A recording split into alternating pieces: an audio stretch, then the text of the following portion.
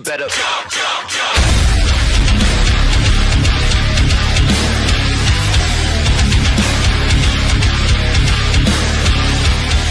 Hay un narcotraficante mexicano muy importante de la época, Amado Carrillo, que se dice que era socio de tu padre, sabe que era socio de tu padre. ¿Algún momento tuviste algún conocimiento de él, que existiera? Hay un vínculo, pero muy lejano, que es a través de Leonidas Vargas, un narco conocido de Colombia, que murió no hace mucho asesinado en España en un hospital.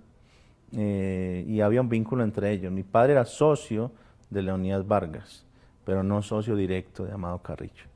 Leonidas, entiendo yo, trabajaba con Amado Carrillo. Eso no quiere decir que no estén vinculados, pero sí estoy siendo muy claro en cómo era la relación. Porque paradójicamente Amado Carrillo acaban descubriendo muchísimo dinero del narco mexicano en Argentina, donde ustedes llegan años después. Pero eso sí, ya, el dinero del narco hay en todos los países del mundo. El que diga que no tiene dinero del narco del país, no sabe en qué planeta se encuentra. Pero lo que sí es un dato que después de la muerte de tu padre, después de la deportación de los líderes del cártel de Cali, los narcos mexicanos se fortalecen en ese momento porque se debilitan los liderazgos en Colombia. Claro, no queda y nadie, de se ser, y matan de ser entre todos. transportistas se convierten en jefes también aquí en Exacto, México. ahí se invirtió todo cómo funcionaba antes. Colombia era el empleador de los carteles mexicanos, ahora es a la inversa. A ver, decía Viviana, para comenzar la segunda etapa de todo esto, termina esa reunión, te perdonan la vida. Me qué invitan haces? incluso a que me quede a vivir en Cali. Eso me parecía ya una Ibas a ser locura. un rehén, digamos. ¿Qué es Ya lo uno no sabía en qué condición se quedaba, pero ¿qué Pero sucede? también te ¿Qué estaba sucede persiguiendo la después? policía en ese momento, ¿no? No solo es que te indultaran los del Cali, sino también es que los también era la enemigos, policía. ellos eran los grandes jefes del resto de nuestros enemigos. O sea, lo que ellos dijeran tenía que cumplirse. Incluso a la policía misma estaba, digamos, subordinada a lo que ellos dijeran.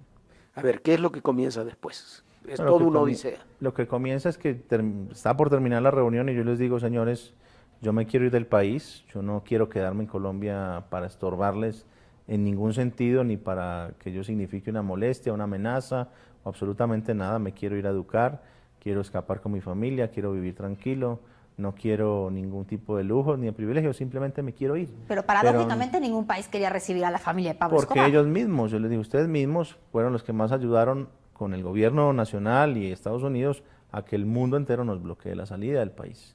Yo me acercaba a comprar pasajes a las aerolíneas y me decían, a usted no le vendemos. Y yo le dije, ¿pero por qué? O sea, ¿cuál es la orden judicial? No, no hay ninguna. ¿Y cuál es la orden? No, no, a usted no le podemos vender.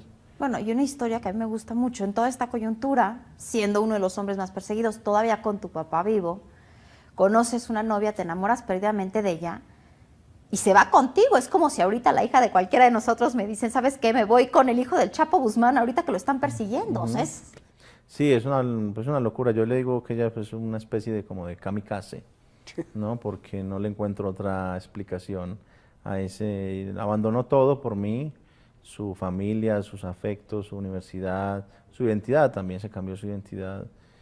Bueno, es un amor que perdura y sobrevive y pues pasó las peores pruebas que te puedas tu madre imaginar. va a hablar con su mamá, ¿sabes qué? Sí, se viene con nosotros esta niña Andrea, vas la novia de mi hijo. ¿Qué te dijeron tus suegros?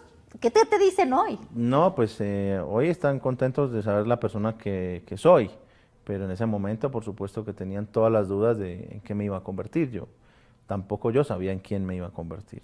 Estaba muy en el filo del peligro de terminar repitiendo la historia de mi padre por los mismos problemas de seguridad que teníamos. Es muy fácil sacar una banderita blanca de la paz cuando nadie te está disparando, pero cuando todos te disparan y todos te quieren muerto, ahí es donde cuesta más sacar la ¿Disparaste? mano.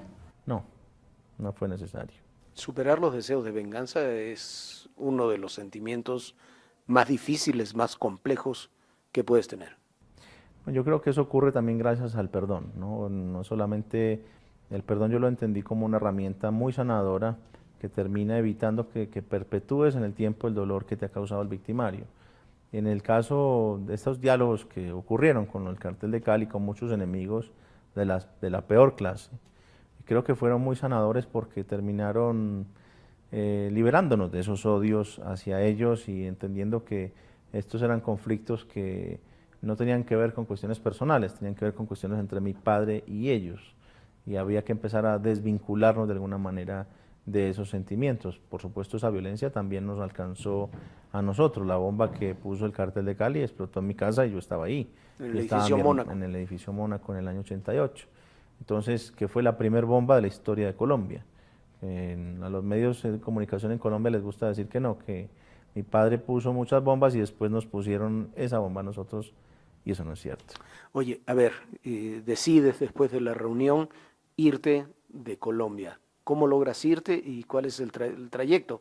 Cuentas en el libro, hay hasta una etapa ahí de Mozambique de locos, ¿no? Sí, bueno, encontramos que la única manera de poder recuperar el derecho a la vida y a la educación era cambiándonos la identidad, porque ya las instancias diplomáticas estaban agotadas, el mundo seguía cerrándonos las puertas, el Vaticano, Cruz Roja Internacional, Naciones Unidas, todas las delegaciones diplomáticas que estaban en Bogotá, ninguna nos dio asilo, ni refugio, ni ninguna figura que les llame la atención o nombre.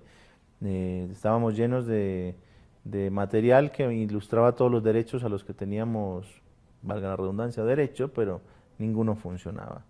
Entonces no nos quedó otra que cambiarnos la identidad, le pedimos a la Fiscalía que nos ayude, al principio se negaron y nos tocó pues no amenazarlos, pero sí prácticamente decirles, si no nos ayudan vamos a revelar todo lo que sabemos, pues porque no nos están dejando alternativa. A ver, en este entonces, ¿ya se habían cambiado la identidad o fue un poco antes cuando intentan abordar un avión para salir del país porque sabes que los pepes ya te quieren matar? Eso es en Alemania, eso estaba vivo mi padre, todavía estaba vivo. Todavía yo no me había cambiado. Ya, y todavía se querían ir ustedes, ya los quería mandar fuera del país y no pudieron. Ellos tenían, mi padre tenía la idea de que nos quería sacar, obviamente para protegernos de todo mal, y en Colombia tenía mucho miedo a que nosotros verdaderamente lográramos salir del país, porque eso implicaría una destrucción total para el país. Mi padre sabía que lo único que le impedía destruir el país era que nosotros estábamos adentro. Sí, era la única ancla que tenía para todo Exactamente, esto. por eso siempre las autoridades lo sabían y nos querían obligar a regresar de manera permanente. A ver, entonces, ¿cómo salen de Colombia? Cambiamos la identidad y eso nos permite empezar a planear un viaje. En el medio del cambio de la identidad aparece Mozambique, un representante del gobierno de Mozambique ofreciéndonos refugio en ese país. De todos los países, Mozambique, el más horrible de todos. El más difícil, el que estaba viviendo la peor historia en ese momento. Y nosotros ni sabíamos ni dónde era, no había información. En esa época no existía internet, no es que te metías a Google a preguntar. Pero te aceptan Mozambique no por buenas personas, te aceptan Mozambique porque quieren que den una aportación fuerte de dinero al país. Una ayuda humanitaria que ellos denominaron ayuda humanitaria a cambio de $1.000.000. Eso era lo que pedían para recibirnos a nosotros.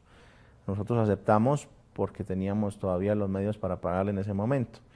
Y de hecho les hicimos una entrega de $300.000 y viajamos a Mozambique, pero tuvimos que salir por el Ecuador, por Perú, o sea, hicimos un gran recorrido en vehículos antes de tomar un avión. Primero salimos al Ecuador y después ahí sí hicimos escala en Lima, en Buenos Aires, en Ciudad del Cabo, en Johannesburgo y finalmente en Maputo, en la capital. Y ahí te encuentras precisamente con la que hoy es tu esposa y también se va con ustedes a esta Sí, travesía. ella huye, desde todo este tiempo huye con nosotros, permanentemente. A ver, ¿y qué te encuentras en Mozambique?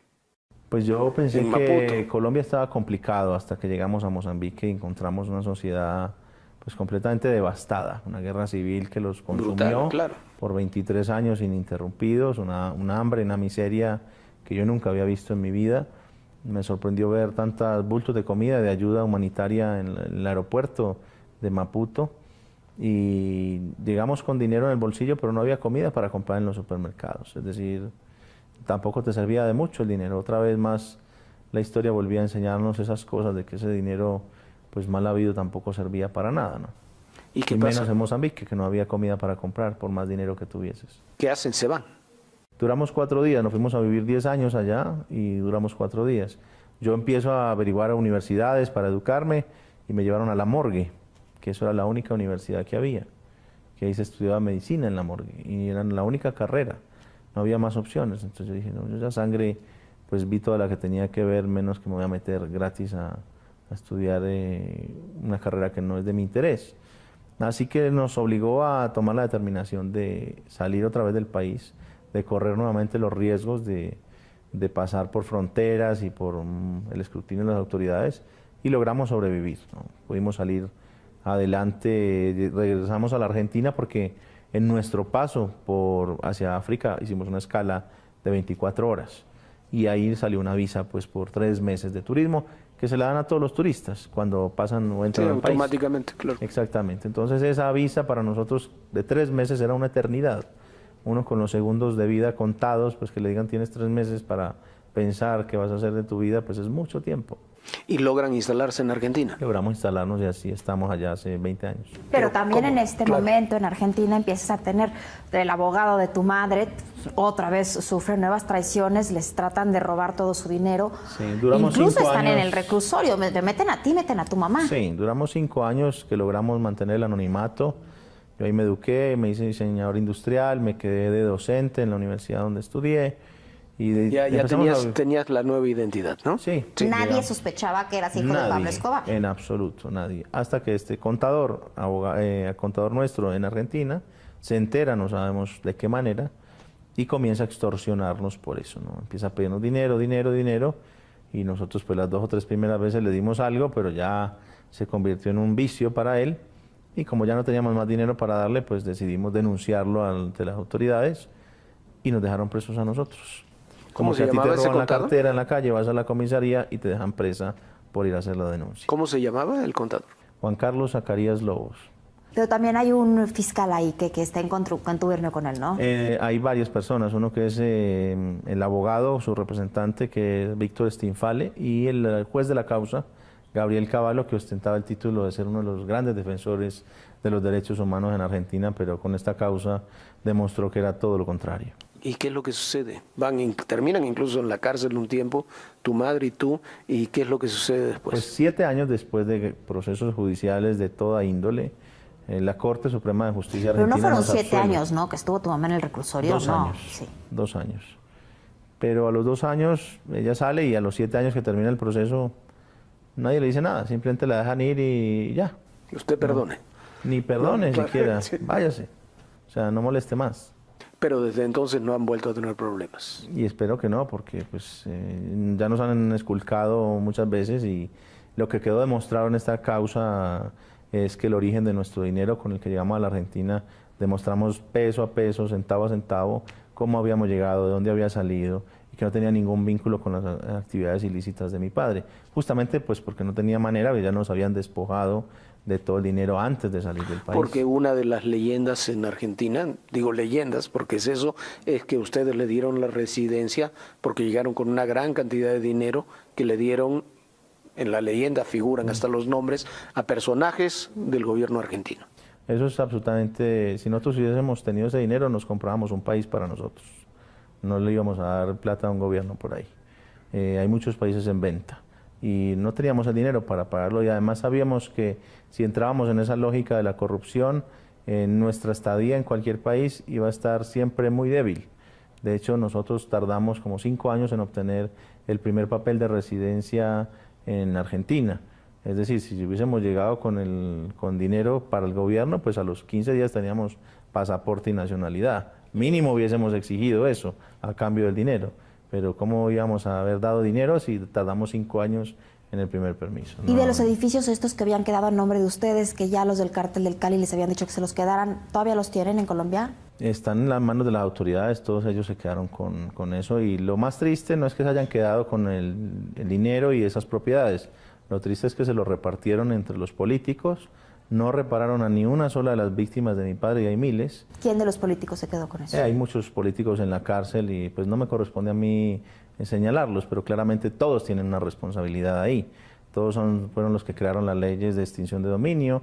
Hay una entidad que se llama la Fiscalía General de la Nación que tiene responsabilidad sobre esos bienes y hay un ente que se llamaba, pues era como que acumulaba todos los bienes del narcotráfico y hoy los directores de esas entidades están en la cárcel porque vendieron, dilapidaron esa fortuna y no repararon a ninguna víctima y se la repartieron entre los políticos. Ninguna de esas propiedades le dieron un buen uso y había millones de dólares representados en esas propiedades para reparar a muchas víctimas y para repararlas bien, como merecían. Oye, un poco para concluir, hay algo que tú decías antes cuando comenzamos esta entrevista, que más allá de la violencia que generó el cártel de Medellín, que generó el cártel de Cali, tu padre, hay este capítulo de cuando el Estado decide aliarse con quien sea, como sea, crear a los tristemente célebres paras allá en Colombia, que es lo que detona como nunca antes la violencia. Como miles nunca. y miles de muertos con heridas que todavía no terminan de cicatrizar, a pesar de que los dirigentes de los paras también están detenidos. Y un crecimiento exponencial de esa violencia. O sea, si ya Colombia se creía que estaba siendo un país hiperviolento en ese momento, cuando estaba vivo mi padre, después sí que lo fue, por esa triste alianza entre los narcos, las mafias y el Estado colombiano. Yo me quedo de esas experiencias con una frase de uno de los hijos de Galán, que decía que cuando el Estado se aliaba con los mafiosos y con los delincuentes para perseguir a otros delincuentes, pues lo más triste era que ya no sabías de dónde venía el peligro después. Y ahí se deslegitima el accionar del Estado, pierde autoridad moral cuando quiere imponer su propia autoridad, porque ya los bandidos ven al Estado como un bandido más. Entonces nunca lo van a reconocer. Mi padre veía al Estado colombiano como otro bandido más con el cual él se estaba enfrentando. Y en parte tenía razón. Cuando él dio la orden de matar a los policías en Medellín y murieron 500 en un mes, pues los que más policías mataron fueron los propios policías, no su gente, porque era más fácil para ellos vender a sus compañeros. Entonces, fíjate cómo se han vaciado los valores humanos en Colombia por esa guerra, por esa corrupción, por esa avidez de dinero, y termina deslegitimándose el accionar del Estado, pues porque claro, pues un Estado que pone bombas, un Estado que secuestra, un Estado que tortura, que asesina, que despedaza personas y que las desaparece, pues no parece un Estado, parece un bandido utilizando las instituciones de un Estado para hacer su delincuencia, para hacer su diciembre, ¿no? A ver, una reflexión final 25 años después. No ha cambiado nada en absoluto en el tema de las drogas en el mundo, por más que nos han anunciado que mataron a mi papá o que se suicidó, que detuvieron a todos los del cártel de Cali, a todos los del cártel del norte del Valle, a todos los de los cárteles de México. ¿Cuándo ha faltado droga en las calles? Nunca. ¿Cuándo ha subido su precio porque supuestamente vamos bien en la lucha contra las drogas? Nunca. Al contrario, todos los días aparecen sustancias nuevas, todos los días hay más corrupción, más venta de armas, la guerra se sigue exacerbando en contra de los latinoamericanos y en favor de los poderosos que la consumen, que la pagan bien y que proveen de los químicos y de las armas para que esas sustancias puedan existir. Entonces, mientras no se cambie la mirada frente a este mismo problema, el mundo se tiene que preparar porque van a seguir naciendo muchos Pablos Escobar. Juan Pablo, ¿por qué este miedo a la extradición, que finalmente fue lo que desató esta gran guerra entre tu padre y el Estado de Colombia? ¿Por qué lo estamos viendo? A lo que más miedo le tienen los criminales es a ser extraditados. Pues mira qué paradoja, ¿no? En el momento en que mi padre es fundador del grupo Los Extraditables en Colombia, donde acuña la frase preferimos una tumba en Colombia a una cárcel en los Estados Unidos, hoy yo te diría que ese temor ha desaparecido por completo, porque los Estados Unidos lo que están haciendo es reclutando narcotraficantes para quedarse con todas sus fortunas y dejarlos salir muy rápidamente de las cárceles, mucho más rápido de lo que salen en Latinoamérica por los mismos delitos. Es decir, que se está deslegitimando la figura de la extradición y en Colombia hoy prácticamente todos quieren ser extraditados. Antes preferían morir antes que ser extraditados, pero hoy todos prefieren pagar el pasaje para llegar de primeros a Estados Unidos y hacer una negociación rápida con las autoridades allá, donde a cambio de dinero y muy pocos días de cárcel, pues salen tranquilos y viven normalmente y les dejan que se queden con parte de sus fortunas. Pero vemos, por ejemplo, personajes como el Chapo Guzmán, que ha hecho todo para no ser extraditado. Pues hay personas que le tendrán más miedo a eso que no, pero la gran mayoría de narcotraficantes de hoy de Colombia están siendo extraditados y gustosos, piden a las autoridades de que por favor los extraditen y que si ellos tienen que poner el combustible para que los lleven allá, pues lo pagan ellos porque saben que les está yendo mucho mejor en las negociaciones con los estadounidenses que con las autoridades latinoamericanas. Es decir, que esto es un triste mensaje para los jóvenes porque también se les está diciendo, pues parece ser que ser narcotraficante sí paga, porque te extraditan, entregas a uno o a dos amigos, te entregas parte de tu dinero y te quedas viviendo con visa por el resto de tu vida y tranquilo en Estados Unidos, feliz. Y otra cosa, que bueno, sí, esta declaración sí te sorprende, pero otra cosa, ¿qué piensas ahora que ya, bueno, Pablo Escobar, hay una manía de Pablo Escobar, hay series, hay libros, hay cosas, la ex amante de tu padre saca un libro, el ex sicario también? Pues es sorprendente, creo que mi padre lo convirtieron los medios de comunicación en un producto muy rentable Y yo hablo de mi padre pues porque es él, pero no me he querido subir a esa idea, siempre he querido ser muy responsable con la manera, con el mensaje que se queda en la gente que lee mis proyectos o que lee mi libro o que ve mi documental o que se entera de las actividades que yo hago relacionadas a mi padre. Yo soy muy respetuoso de la historia que vivimos y de los mensajes que nos quedaron, porque de ninguna manera yo quisiera que otros entiendan que yo hago apología. Al contrario, yo lo que hago es invitar a los jóvenes a que se hagan conscientes de las historias de vida nuestras y familiares para que nos repitan en su propia historia la que ya vivimos nosotros. Así que es un fenómeno en el que se ha convertido pues, y que ha traído mucho éxito todas estas series de televisión, donde además dejan un mensaje muy triste a los jóvenes, les hacen creer que ser narco es lo mejor que les puede pasar, porque claro, agarran los 5 minutos de disfrute de mi padre, hacen 200 capítulos con eso, entonces les hacen creer a los jóvenes que mi papá se la pasó de rumba y de fiesta toda su vida, cuando en realidad no fue así y se les olvida que él murió a los 44 años y que disfrutó no más del 10% de su vida, es decir, le quedó toda una vida por vivir y por disfrutar y se la tiró en minutos. Y eso es lo que le dejan de mensaje estas series que además irresponsablemente dicen que están contando la verdad cuando saben que no están contando la verdad, cuando son versiones amañadas a intereses personales, políticos y de otra índole, pero que no corresponde con la verdad real de lo que vivimos. Juan Pablo. Pero antes de concluir, quisiera hacer una sesión de preguntas y respuestas rapidísima para... Cuando quieras. A ver, Juan Pablo, ¿qué haces el día de hoy para estar relajado, para poder disfrutar la vida? Pues mira, yo creo que haber decidido enfrentar mi historia terminó por darme tranquilidad, claramente. Y me dedico pues a mi trabajo, que es, en este momento es hablar de mi libro, pero también hacer conferencias para dejar a los jóvenes un mensaje muy claro de las razones por las cuales yo no me convertí en Pablo Escobar 2.0.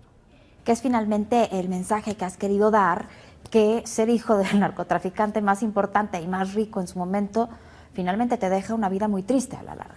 Claro, creo que es el mensaje, no solamente lo doy yo, sino que lo practico, no es simplemente una manera de decirlo, sino que en la vida diaria lo practico. Yo no soy narco no porque le tenga miedo a la ley, sino porque conozco las consecuencias negativas de ese negocio sobre una familia y les muestro a los jóvenes cómo podría eso impactar negativamente en sus vidas, más allá de las promesas de poder y de dinero que supuestamente les vende ese negocio. A ver, ¿qué tipo de cosas te gusta leer? Pues mira, yo soy un lector de actualidad, a mí me gusta más que dedicarme a los libros, me gusta enterarme de lo que está sucediendo en el mundo. También me gustan historias como las de Stefan Zweig, hay un libro que me gusta mucho que se llama Momentos Estelares de la Humanidad, que habla justamente de esos momentos en los que determinadas personas pues, fueron sometidos a extremos por las circunstancias, por el destino, por muchas otras cuestiones. Pero también has ganado muchos premios por el tema del diseño de la arquitectura. ¿Sigues trabajando en esto? Tuve que abandonar la arquitectura temporalmente para poder escribir el libro y para poderlo promover. O sea, llevo 2 años que no ejerzo, pero por supuesto que a la primera oportunidad lo voy a retomar. ¿Cuál ha sido el día más triste de tu vida? El día que murió mi papá. ¿El más feliz? El día que nació mi hijo. Complétame esta frase. Juan Pablo Escobar o Sebastián Marroquín es... Pacifista. Muchas gracias. Gracias a ustedes.